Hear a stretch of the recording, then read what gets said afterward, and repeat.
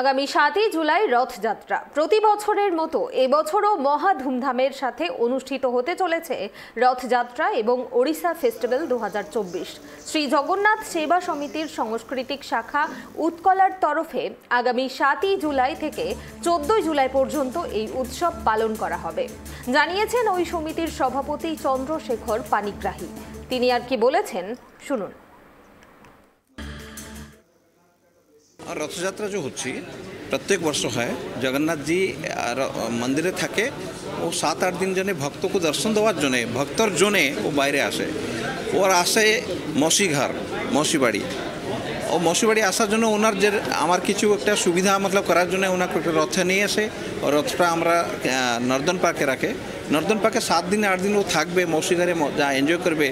তো কিছু তো ওর সামনে করতে হবে, তো কালচারাল প্রোগ্রাম আমরা করি, ভালো ভালো আর্টিস্টই আমরা আনতে চেষ্টা করি। সকাল থেকে বিকাল পর্যন্ত জগন্নাথজির যেরকম মন্দিরে আমরা পূজা অর্চনা হয় বিধিবিধান মতে ওখানে বি ওইটাই চলবে। দুপুর সময় আপনার ভক্তরা জন্য প্রসাদ আর বিকালের সময় ভক্তরা জন্য প্রসাদ থাকবে।